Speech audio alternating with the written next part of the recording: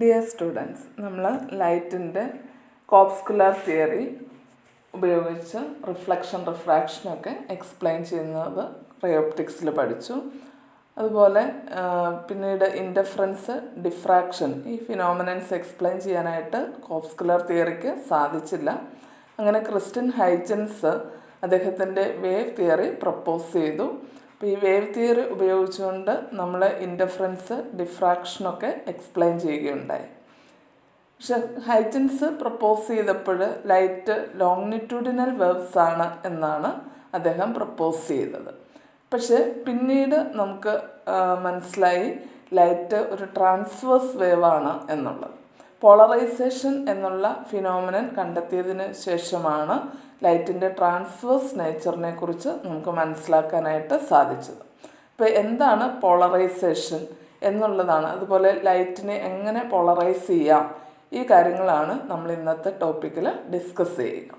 അപ്പോൾ അതിനു മുമ്പ് ലൈറ്റിൻ്റെ നേച്ചറിനെ കുറിച്ച്, ട്രാൻസ്വേഴ്സ് നേച്ചറും അതുപോലെ ലൈറ്റ് ഒരു ഇലക്ട്രോമാഗ്നറ്റിക് വേവ് ആണ് എന്നുള്ള കൺസെപ്റ്റും ഒക്കെ നിങ്ങൾക്കറിയാം. ഇപ്പോൾ ലൈറ്റിനെ സംബന്ധിച്ച് ഹേർട്സ് എന്ന് പറയുന്ന സയൻറ്റിസ്റ്റാണ് ലൈറ്റിൻ്റെ വെലോസിറ്റി മെഷർ ചെയ്തത്. വാക്വത്തിൽ 3 × 10⁸ സ്പീഡിലാണ് ലൈറ്റ് വേവ്സ് ട്രാവൽ ചെയ്യുന്നത്. മറ്റുള്ള electromagnetic waves, radio waves, microwaves, infrared raise, ultraviolet raise, ഇങ്ങനെയുള്ള എല്ലാ ഇലക്ട്രോമാഗ്നറ്റിക് വേവ്സിൻ്റെയും വാക്വത്തിലെ വെലോസിറ്റി 3 × 10⁸ ആണ്. അതുകൊണ്ട് ലൈറ്റും ഒരു ഇലക്ട്രോമാഗ്നറ്റിക് വേവ് ആണ് എന്ന് ഹേർട്സ് സജസ്റ്റ് ചെയ്തു. അപ്പോൾ ലൈറ്റിന് ഇലക്ട്രോമാഗ്നറ്റിക് വേവ്സിൻ്റെ എല്ലാ പ്രോപ്പർട്ടീസും ഉണ്ടാകേണ്ടതാണ് എന്നും അദ്ദേഹം സജസ്റ്റ് ചെയ്തു. പിന്നീട് നമ്മൾ പോളറൈസേഷൻ ഫിനോമിനൻ കണ്ടപ്പോൾ ലൈറ്റ് ട്രാൻസ്വേഴ്സ് ആണ്, അപ്പോൾ അത് ഇലക്ട്രോമാഗ്നറ്റിക് വേവിൻ്റെ ഒരു നേച്ചറാണ്. ഇലക്ട്രോമാഗ്നറ്റിക് വേവ്സ് എല്ലാം ട്രാൻസ്വേഴ്സ് വേവ് ആണ്. അതുപോലെ അവയുടെ എല്ലാം വെലോസിറ്റി 3 × 10⁸ ആണ് വാക്വത്തിൽ കൂടി ട്രാവൽ ചെയ്യുമ്പോൾ. അപ്പോൾ അങ്ങനെ ഇലക്ട്രോമാഗ്നറ്റിക് വേവ്സിൻ്റെ എല്ലാ പ്രോപ്പർട്ടീസും ലൈറ്റ് വേവ്സിനും ഉണ്ട് എന്ന് മനസ്സിലാക്കുകയുണ്ടായി. അപ്പോൾ ഈ ഇലക്ട്രോമാഗ്നറ്റിക് വേവ്സിൽ നിങ്ങൾക്കറിയാം electric field, time varying electric ഫീൽഡും അതിന് പെർപെൻഡിക്കുലറായിട്ട് ടൈം വേരിയിങ് മാഗ്നറ്റിക് ഫീൽഡും ഉണ്ട്. ഒരു ക്രോസ്ഡ് ഇലക്ട്രോമാഗ്നറ്റിക് ഫീൽഡാണ് ഇലക്ട്രോമാഗ്നറ്റിക് വേവ്സിലുള്ളത്. അതുപോലെ ഇലക്ട്രിക് ഫീൽഡിൻ്റെയും മാഗ്നറ്റിക് ഫീൽഡിൻ്റെയും ഡയറക്ഷൻ വേവ് പ്രൊപ്പഗേറ്റ് ചെയ്യുന്ന ഡയറക്ഷന് പെർപെൻഡിക്കുലറുമാണ്. അതുപോലെ ഇലക്ട്രോമാഗ്നറ്റിക് വേവിൻ്റെ വെലോസിറ്റി എന്ന് പറയുന്നത് അത് ട്രാവൽ ചെയ്യുന്ന മീഡിയത്തിൻ്റെ ഡൈലക്ട്രിക് പെർമിറ്റിവിറ്റി വാല്യൂവിനെയും അതുപോലെ മാഗ്നറ്റിക് പെർമിയബിലിറ്റി വാല്യൂവിനെയൊക്കെ ഡിപ്പെൻഡ് ചെയ്യുന്നതാണ്. വെലോസിറ്റിക്കുള്ള ഇക്വേഷൻ C=√με എന്നാണ് ഒരു മീഡിയത്തിൽ കൂടി ലൈറ്റ് കടന്നു പോകുമ്പോൾ. അതുപോലെ തന്നെ ലൈറ്റിൻ്റെ കേസിലും ഈ വെലോസിറ്റി ഇക്വേഷൻ ഉപയോഗിച്ച് നമ്മൾ കാൽക്കുലേറ്റ് ചെയ്യുമ്പോൾ കിട്ടുന്ന വാല്യൂ തന്നെയാണ്. So we can conclude that light is an electromagnetic wave and it is a member of the electromagnetic spectrum. Electromagnetic സ്പെക്ട്രത്തിലെ വേവ്സ് ഇവിടെ വേവ് ലെങ്ത് ഓർഡറിൽ അറേഞ്ച് ചെയ്തിരിക്കുന്നതാണ്.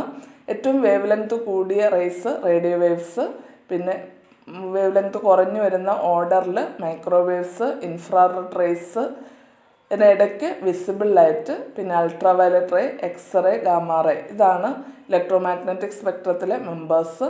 ഇവയുടെ കോമൺ ആയിട്ടുള്ള പ്രോപ്പർട്ടീസ് ഞാൻ ജസ്റ്റ് ഇപ്പോൾ മെൻഷൻ ചെയ്തു. അത് നിങ്ങൾക്ക് ആ ഇലക്ട്രോമാഗ്നറ്റിക് വേവ്സ് എന്നുള്ള ചാപ്റ്ററിൽ ഡീറ്റെയിൽഡ് ആയിട്ട് നിങ്ങൾ പഠിക്കുന്നുമുണ്ട്. ഇവിടെ ലൈറ്റിൻ്റെ പൊസിഷൻ ഇൻഫ്രാറെഡിനും അൾട്രാവയലറ്റിനും ഇടയ്ക്കാണ്. വിസിബിൾ ലൈറ്റ് മാത്രമേ നമ്മുടെ നേക്കഡ് ഐക്ക് വിസിബിൾ ആയിട്ടുള്ളൂ. അതുപോലെ ഇവിടെ വേവ് ലെങ്ത് റേഞ്ച് നിങ്ങൾക്ക് ഇവിടെ കാണാം. 700 നാനോമീറ്റർ ടു 400 നാനോമീറ്റർ ആണ് വേവ് ലെങ്ത് ഏറ്റവും കൂടിയത് റെഡ് ലൈറ്റും, വേവ് ലെങ്ത് ഏറ്റവും കുറഞ്ഞത് വയലറ്റ് ലൈറ്റുമാണ്. അപ്പോൾ അങ്ങനെ ലൈറ്റ് ഒരു ഇലക്ട്രോമാഗ്നറ്റിക് വേവ് ആണ് എന്നുള്ളതാണ് നമ്മളിവിടെ ഡിസ്കസ് ചെയ്തത്. ഈ ഇലക്ട്രോമാഗ്നറ്റിക് വേവിൽ ഇലക്ട്രിക് ഫീൽഡും മാഗ്നറ്റിക് ഫീൽഡും ഉണ്ട്. ഇപ്പോൾ ഇലക്ട്രോമാഗ്നറ്റിക് വേവ്സിൻ്റെ ഒരു 3 ഡയമെൻഷണൽ റെപ്രസെൻറ്റേഷൻ നമ്മളിങ്ങനെ കൊടുക്കാറുണ്ട്. ഇപ്പോൾ ഇവിടെ എക്സ് ഡയറക്ഷനിലാണ് വേവ് ട്രാവൽ ചെയ്യുന്നതെങ്കിൽ ആ എക്സ് ഡയറക്ഷന് പെർപെൻഡിക്കുലർ ആയിട്ടുള്ള വൈ ഡയറക്ഷനിലാണ് ഇലക്ട്രിക് ഫീൽഡ് ആക്ട് ചെയ്യുന്നത്. അതിന് ഇലക്ട്രിക് ഫീൽഡിനും വേവിൻ്റെ ഡയറക്ഷനും പെർപെൻഡിക്കുലർ ആയിട്ട് ഹൊറിസോണ്ടൽ ഡയറക്ഷനിൽ ഇസഡ് ഡയറക്ഷനിലാണ് മാഗ്നറ്റിക് ഫീൽഡിൻ്റെ ഡയറക്ഷൻ കാണിച്ചിരിക്കുന്നത്. ഇവിടെ ഇങ്ങനെ കറക്റ്റ് വെർട്ടിക്കലും ഹൊറിസോണ്ടലും തന്നെ വേണം എന്നില്ല electric ഫീൽഡിനും magnetic ഫീൽഡിനും.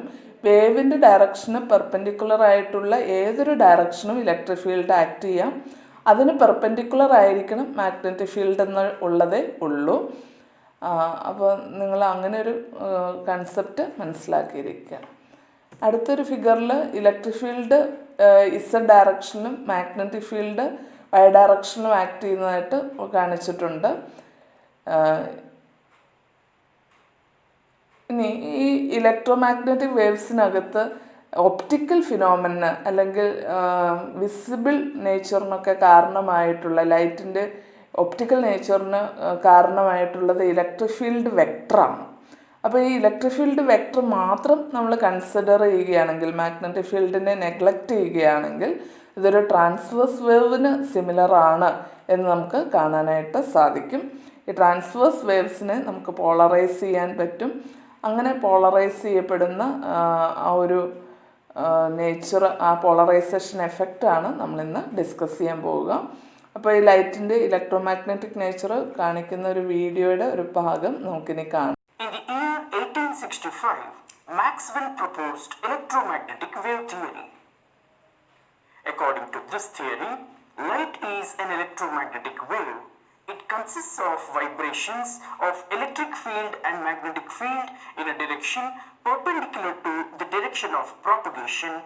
Also, the vibrations of electric field and magnetic fields are confined to two different planes that are mutually perpendicular to each other. It was proved that electric field vibrations are responsible for the vision. Therefore, vibration of light means electric field vibrations. If we neglect the vibrations of magnetic field, the representation becomes simpler. Now, the electromagnetic wave will look like a pure transverse wave. Electromagnetic waves are produced by excited atoms. A particular atom may produce electric field vibrations in this direction. Its neighbor may produce vibrations in this direction. Similarly, different atoms of a material can produce vibrations in variety of directions. Due to this, a common source of light like incandescent bulb, candle flame, fluorescent lamp, etc. emit light that have electric field vibrations in a number of directions. This type of light beam which has vibrations in more than one plane is called unpolarized light. Similarly, a light beam which has vibrations in only one plane is called polarized light. The electric field vectors in the unpolarized light can be resolved into vertical and horizontal components. Now, this is the simpler way of representing an unpolarized light. However, this is only a front view of the wave. On the side view, the wave is represented in this way. Here, the arrow represents vibrations in the plane of the paper and the dots represent the vibrations in the direction perpendicular to the plane of the paper. അപ്പം അങ്ങനെ ഉള്ള ഒരു electro magnetic വേവിനെ നമുക്ക് polarisation നടത്തുന്നു. എന്നാൽ എന്താണ് polarisation എന്നുകൊണ്ട് മീൻ ചെയ്യുന്നത് എന്ന് നമുക്ക് നോക്കാം. ഇപ്പോൾ ഒരു ഇലക്ട്രോ മാഗ്നറ്റിക് വേവാണ് ഇവിടെ കാണിച്ചിരിക്കുക. അതിനകത്ത്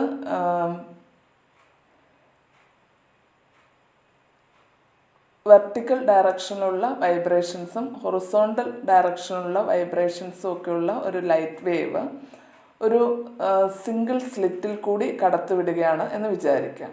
ഈ സ്ലിറ്റിൻ്റെ ആക്സിസ് വെർട്ടിക്കൽ ഡയറക്ഷന് പാരലലാണ് എങ്കിൽ നമുക്ക് കാണാം ഈ ഹൊറിസോണ്ടൽ വൈബ്രേഷൻസിന് ഈ സ്ലിറ്റിൽ കൂടി കടന്നു പോകാനായിട്ട് സാധിക്കുകയില്ല. അപ്പോൾ അങ്ങനെ ഹൊറിസോണ്ടൽ വൈബ്രേഷൻസിന് ഇവിടെ ബ്ലോക്ക് ചെയ്യുകയും വെർട്ടിക്കൽ വൈബ്രേഷൻസ് മാത്രം ഈ സ്ലിറ്റിൽ കൂടി കടന്നു വരികയും ചെയ്യും.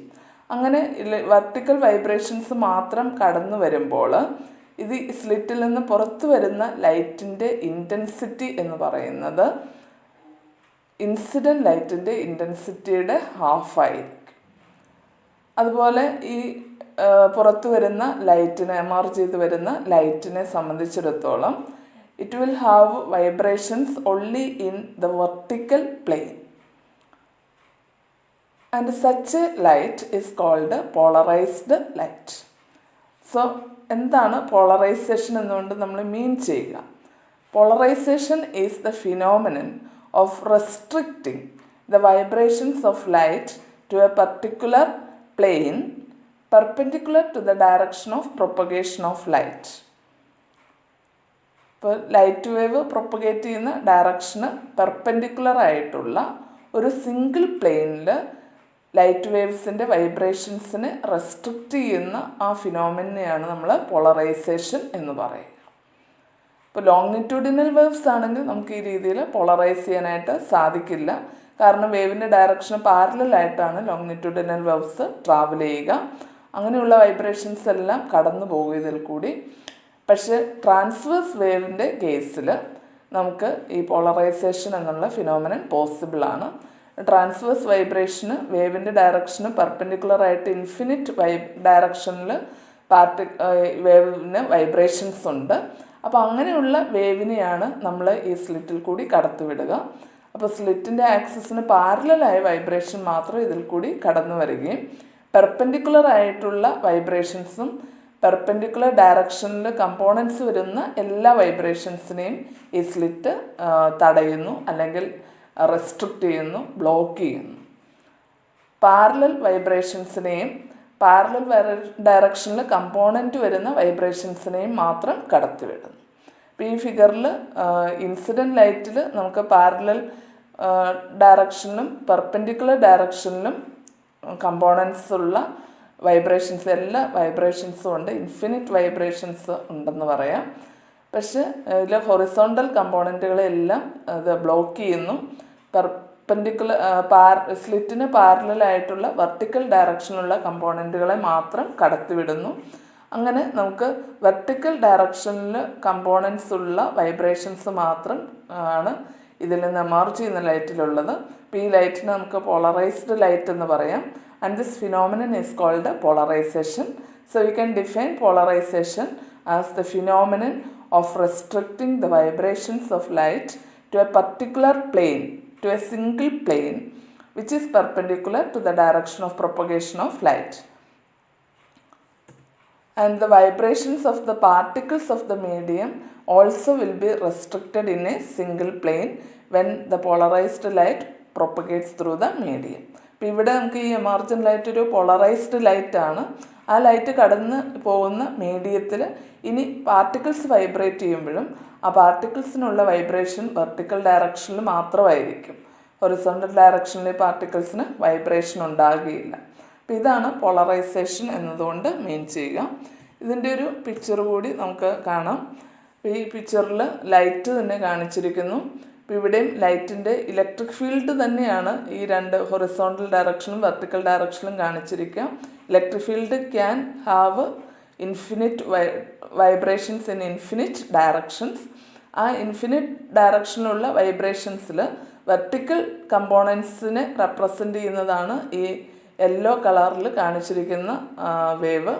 അതുപോലെ ഹൊറിസോണ്ടൽ കമ്പോണൻസിനെ എല്ലാം കൂടി ആഡ് ചെയ്ത് കാണിച്ചിരിക്കുന്നതാണ് ബ്ലൂ കളറിലുള്ള കമ്പോണൻറ്റ്. അപ്പോൾ അങ്ങനെയുള്ള ഈ ഇൻഫിനിറ്റ് ഡയറക്ഷൻസിൽ വൈബ്രേഷൻസിലുള്ള ഈ വേവ്സ് ഈ പോളറൈസറിൽ കൂടി കടന്നു പോകുമ്പോൾ പോളറൈസറിൻ്റെ ആക്സിസ് വെർട്ടിക്കൽ ഡയറക്ഷന് പാരലായതുകൊണ്ട് വെർട്ടിക്കൽ ഡയറക്ഷനുള്ള വൈബ്രേഷൻസിനെയും കമ്പോണൻസിനെയും മാത്രം കടത്തിവിടുന്നു. ഹൊറിസോണ്ടൽ വൈബ്രേഷൻസിനെയും കമ്പോണൻസിനെയും പോളറൈസർ അബ്സോർബ് ചെയ്യുന്നു. So we get a polarized light as the emergent light, and this polarized light will produce vibrations only in the vertical plane. So the polarized light means it is a light wave in which the vibrations are restricted to a single plane. ഇനി നമ്മൾ പറഞ്ഞു ഇവിടെ ഒരു vertical ഡയറക്ഷനിൽ മാത്രമേ vibrations ഉള്ളൂ. So this plane, vertical plane, which contains the direction of vibration is called the plane of vibration. ഈ plane of വൈബ്രേഷനും പെർപെൻഡിക്കുലർ ആയിട്ടുള്ള ഹൊറിസോണ്ടൽ ഡയറക്ഷനെ നമ്മൾ പ്ലെയിൻ ഓഫ് പോളറൈസേഷൻ എന്ന് പറയും. അപ്പം ആ ഡയറക്ഷനിൽ ഹൊറിസോണ്ടൽ ഡയറക്ഷനിലുള്ള വൈബ്രേഷൻസിനെയാണ് ക്രിസ്റ്റൽ അബ്സോർബ് ചെയ്തത്, അല്ലെ പോളറൈസർ അബ്സോർബ് ചെയ്തത്. ആ ഡയറക്ഷനിലുള്ള വേവ്സിനാണ് പോളറൈസേഷൻ നടന്നത്. So that plane, horizontal plane, is called the plane of polarisation. ഇനി നമുക്ക് ഈ അൺപോളറൈസ്ഡ് ലൈറ്റിനെയും പോളറൈസ്ഡ് ലൈറ്റിനെയും ഒക്കെ റെപ്രസെൻ്റ് ചെയ്യുന്ന ഒരു മെത്തേഡ് കഴിഞ്ഞ വീഡിയോയിൽ നമ്മൾ കണ്ടു. ഇലക്ട്രിക് ഫീൽഡ് വെക്ടറാണ് ലൈറ്റിൻ്റെ വിസിബിൾ പ്രോപ്പർട്ടീസിന് അല്ലെങ്കിൽ ഒപ്റ്റിക്കൽ പ്രോപ്പർട്ടീസിന് റെസ്പോൺസിബിൾ ആയിട്ടുള്ള വെക്ടർ. അതുകൊണ്ട് മാഗ്നറ്റിക് ഫീൽഡ് വെക്ടറിനെ നമ്മളിവിടെ കൺസിഡർ ചെയ്യുന്നേ ഇല്ല.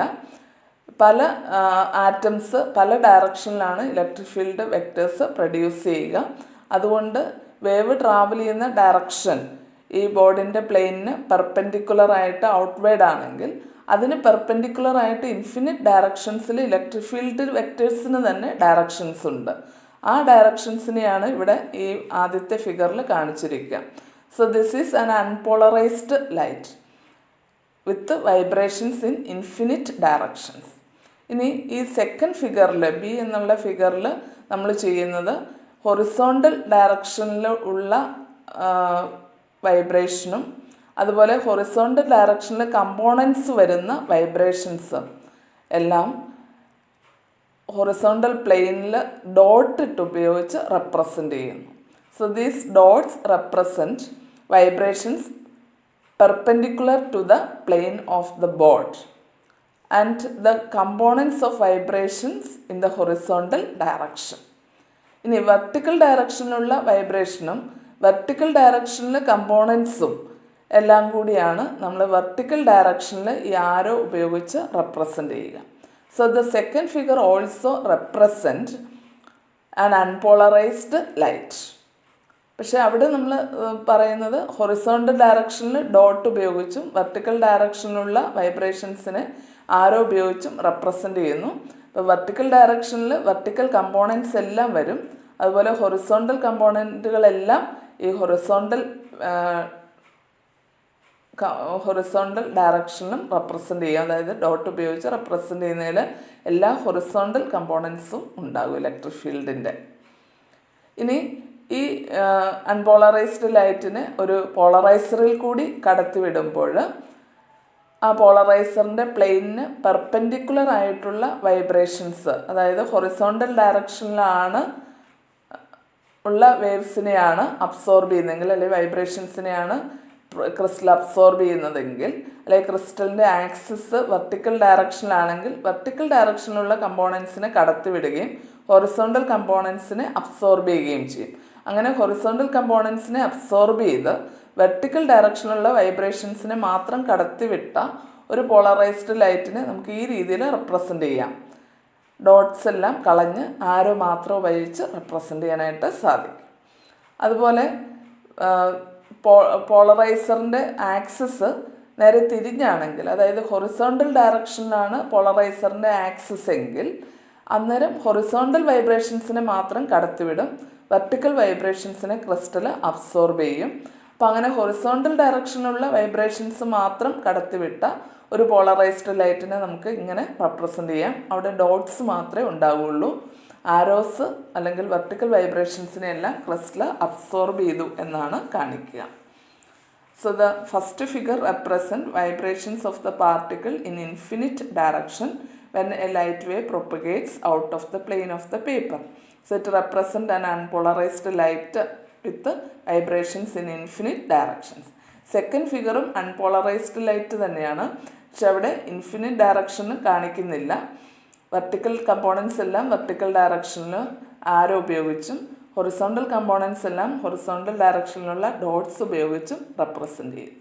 മൂന്നാമത്തെ ഫിഗറിൽ we have polarized light with vibrations in the plane of the paper or with vibrations in the vertical plane. And fourth figure represent polarized light with vibrations perpendicular to the plane of the paper. ഈ ഒരു representation വരയ്ക്കാനായിട്ട് നിങ്ങൾ പഠിക്കണം.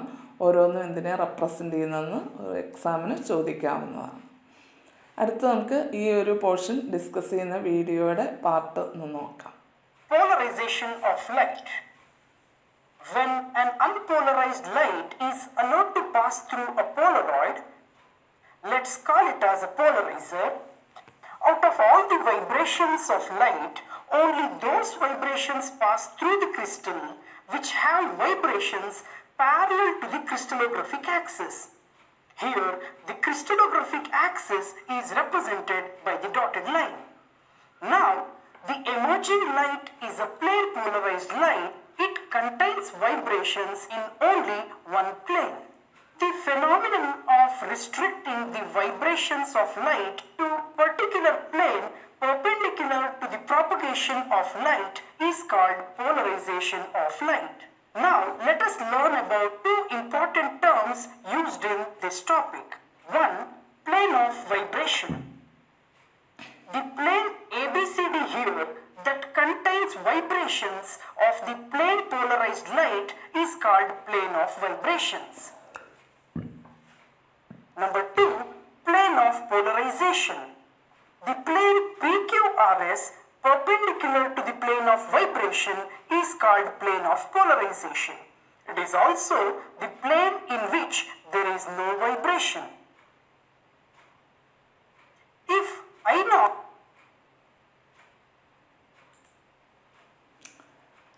അടുത്തതായിട്ട് നമ്മൾ polarised ലൈറ്റിന് polarised ആണോ അല്ലയോ എന്നൊക്കെ ടെസ്റ്റ് ചെയ്യുന്നതിന് വേണ്ടി രണ്ടാമതൊരു ക്രിസ്റ്റലും കൂടി രണ്ടാമതൊരു സ്ലിറ്റ് കൂടി യൂസ് ചെയ്യുന്ന ഒരു എക്സ്പെരിമെൻറ്റ്. അപ്പോൾ ഈ രണ്ടാമത്തെ ക്രിസ്റ്റൽ ഉപയോഗിച്ച് നമുക്ക് ഫസ്റ്റ് ലൈറ്റ് പോളറൈസ്ഡ് ആണോ അല്ലയോ എന്ന് ടെസ്റ്റ് ചെയ്യാനായിട്ട് സാധിക്കും. അതിനുവേണ്ടി നമ്മൾ രണ്ടാമത്തെ സ്ലിറ്റ് ആദ്യത്തെ സ്ലിറ്റിന് പാരലലായിട്ട് കീപ്പ് ചെയ്യുന്നു എന്ന് വിചാരിക്കാം. അങ്ങനെ കീപ്പ് ചെയ്യുമ്പോൾ ഇപ്പോൾ ഈ ഫസ്റ്റ് സ്ലിറ്റിൽ കൂടി വരുന്ന വേവ്സ് പോളറൈസ്ഡ് ആണ്.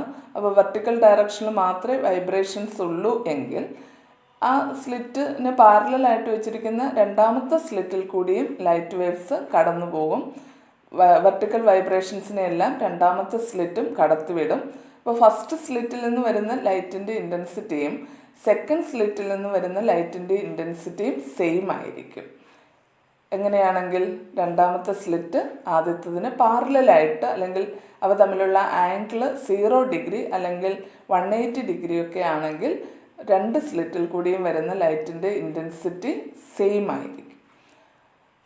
പക്ഷേ ഈ രണ്ടാമത്തെ സ്ലിറ്റ് നമ്മൾ അതിനെ ഒന്ന് rotate ചെയ്യിക്കുകയാണെങ്കിൽ we can see that the intensity of the light coming out of the second slit decreases continuously with the angle between the two slits. ഇനി ഈ രണ്ടാമത്തെ സ്ലിറ്റ് ആദ്യത്തതിന് കറക്റ്റ് പെർപെൻഡിക്കുലർ ആയിട്ടുള്ള ഒരു പൊസിഷനിൽ വരുമ്പോൾ അല്ലെങ്കിൽ 90 ഡിഗ്രി എന്നുള്ള ഒരു അവസ്ഥയിൽ വരുമ്പോൾ you can see that the intensity of the light coming out of the second slit becomes 0. അപ്പോൾ അങ്ങനെ ഇൻറ്റൻസിറ്റി രണ്ടാമത്തെ സ്ലിറ്റിൽ നിന്ന് വരുന്ന ലൈറ്റിൻ്റെ ഇൻറ്റൻസിറ്റി 0 ആകുകയാണെങ്കിൽ that means the first light was completely plane polarised. അതുകൊണ്ടാണ് രണ്ടാമത്തെ സ്ലിറ്റിൽ വന്നപ്പോൾ അതിൻ്റെ ഇൻറ്റൻസിറ്റി കറക്റ്റ് 0 ആയത്.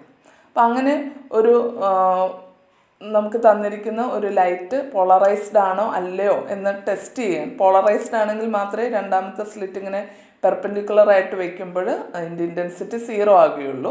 അല്ലെങ്കിൽ ഇത് അൺപോളറൈസ്ഡ് ലൈറ്റ് ആയിരുന്നെങ്കിൽ ഈ രണ്ടാമത്തെ സ്ലിറ്റ് റൊട്ടേറ്റ് ചെയ്യുമ്പോൾ ഇൻറ്റൻസിറ്റി കുറഞ്ഞു വന്നാൽ പോലും പെർപെൻഡിക്കുലർ ഡയറക്ഷനിൽ വരുമ്പോൾ അതിൻ്റെ ഇൻറ്റൻസിറ്റി 0 ആകുകയില്ലായിരുന്നു. കാരണം പെർപെൻഡിക്കുലർ വൈബ്രേഷൻസ് ഉണ്ടെങ്കിൽ അതിനെ കടത്തി വിടുമായിരുന്നു. പക്ഷെ അങ്ങനെ രണ്ടാമത്തെ ഈ സ്ലിറ്റ് പെർപെൻഡിക്കുലറായിട്ട് കീപ്പ് ചെയ്യുമ്പോൾ അതിൽ നിന്ന് വരുന്ന ലൈറ്റിൻ്റെ ഇൻറ്റൻസിറ്റി 0 ആയാൽ അതിനർത്ഥം ഫസ്റ്റ് സ്ലിറ്റിൽ നിന്ന് വന്ന ലൈറ്റ് കംപ്ലീറ്റ് ആയിട്ട് പ്ലെയിൻ പോളറൈസ്ഡ് ആണ് എന്നാണ്. അപ്പോൾ അങ്ങനെ പ്ലെയിൻ പോളറൈസ്ഡ് ആണോ അല്ലയോ എന്ന് ടെസ്റ്റ് ചെയ്യാനായിട്ട് നമ്മൾ യൂസ് ചെയ്യുന്ന ഈ സെക്കൻഡ് സ്ലിറ്റിനെ നമ്മൾ അനലൈസർ എന്ന് വിളിക്കും.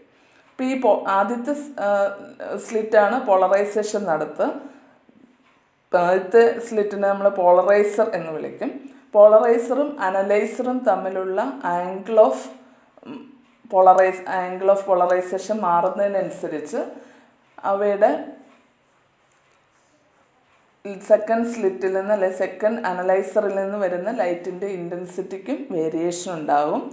അപ്പോൾ ഈ രണ്ട് അനലൈസറും പോളറൈസറും തമ്മിലുള്ള ആംഗിള് അതിനോട് സെക്കൻഡ് സ്ലിറ്റിൽ നിന്ന് വരുന്ന അല്ലെങ്കിൽ അനലൈസറിൽ നിന്ന് വരുന്ന ലൈറ്റിൻ്റെ ഇൻറ്റൻസിറ്റിയുമായിട്ടുള്ള റിലേഷൻ കാണിക്കുന്ന ഒരു ലോ സജസ്റ്റ് ചെയ്തത് മാലിസ് എന്ന് പറയുന്ന സയൻറ്റിസ്റ്റാണ്. ഇപ്പോൾ മാലിസ് ലോ എന്താണെന്ന് നമുക്ക് നോക്കാം. അതിനു മുമ്പ് സ്ലിറ്റിന് പകരം നമ്മൾ യഥാർത്ഥത്തിൽ പോളറൈസേഷന് യൂസ് ചെയ്യുന്നത് ടർമലൈൻ ക്രിസ്റ്റൽ പോലുള്ള ക്രിസ്റ്റൽസ് ആണ്. അപ്പോൾ ക്രിസ്റ്റൽസ് ഉപയോഗിച്ച് ഉള്ള ഒരു ഡെമോൺസ്ട്രേഷൻ ഇവിടെ കാണിച്ചിട്ടുണ്ട്. ഇവിടെ നമ്മൾ പോളറൈസ്ഡ് ലൈറ്റിനെയൊക്കെ റെപ്രസെൻറ്റ് ചെയ്തിരിക്കുന്നത് ഇങ്ങനെ ആരോസും ഡോട്ടും ഉപയോഗിച്ചാണ്.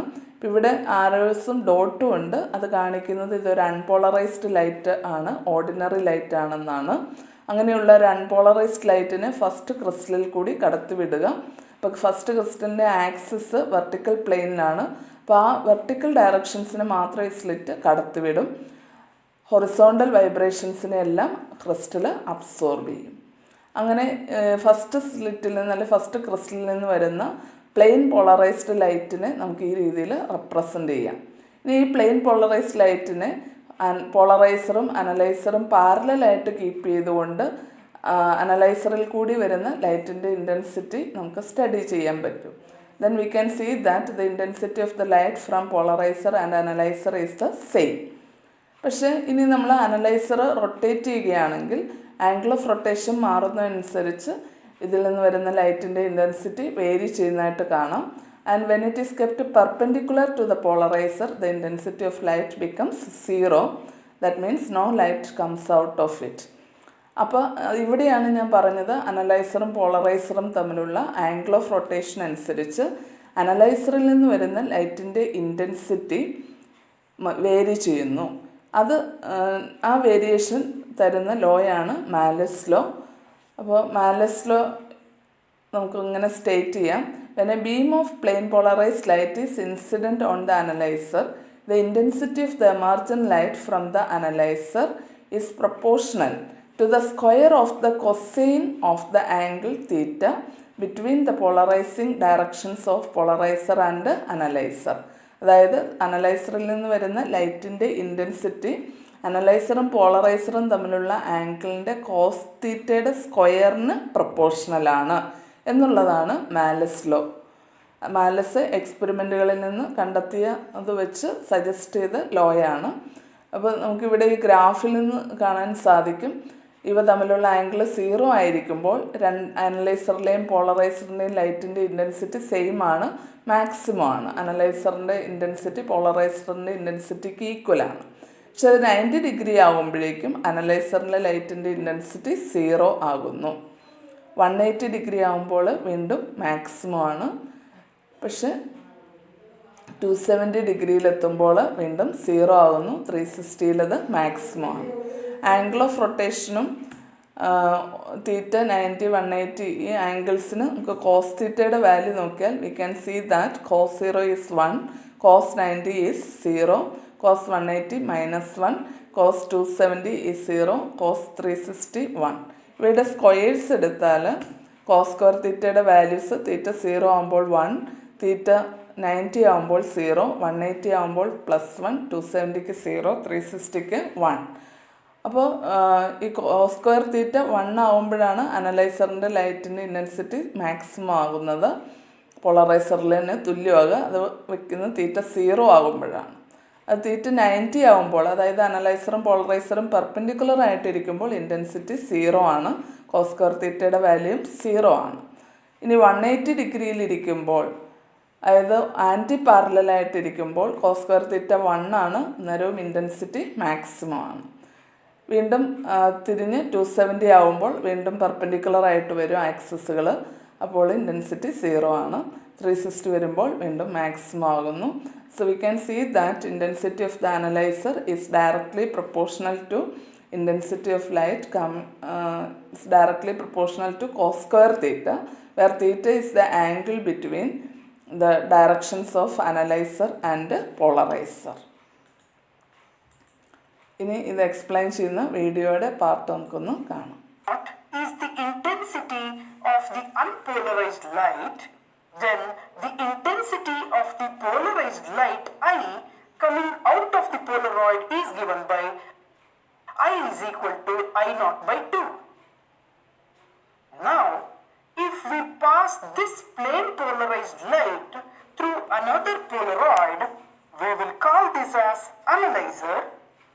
If the pass axis of polarizer is parallel to the pass axis of analyzer, the emergent light will have no change in intensity. That is, when theta is equal to 0 degree or 180 degree, the intensity is maximum.